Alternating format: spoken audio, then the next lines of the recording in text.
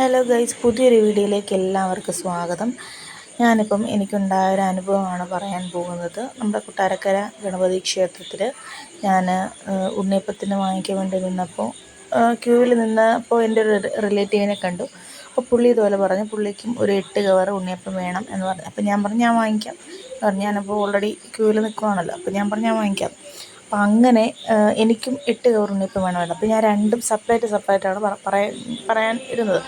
അപ്പം ഞാൻ എൻ്റേത് വാങ്ങിച്ച് കഴിഞ്ഞിട്ട് പുള്ളിക്കുള്ളത് പറയാൻ നേരം പറഞ്ഞ് പറ്റില്ല, അടുത്ത ക്യൂവിൽ നിന്നേ വരത്തുള്ളൂ എന്നാണ്. അപ്പം ഞാൻ പറഞ്ഞു ഞാൻ ഇതുവരെ ക്യൂവിൽ നിന്ന് വന്ന ആളല്ലേ, 2 പേർക്ക് കൊണ്ടുപോകാനുള്ളതാണ്, അപ്പോൾ അതുകൊണ്ടാണ് രണ്ടായിട്ട് വാങ്ങിയത്, പറ്റില്ല എന്ന് പറയും. അപ്പം ഈ വീഡിയോ കാണുന്ന എല്ലാവരും ഇപ്പം ഗണപതി അമ്പലത്തിൽ പോകുന്ന അവരാണെങ്കിൽ നമ്മളിപ്പോൾ രണ്ടായിട്ട് സെപ്പറേറ്റ് വാങ്ങിക്കാനാണെങ്കിൽ അത് അവർ തരില്ല. അതുകൊണ്ട്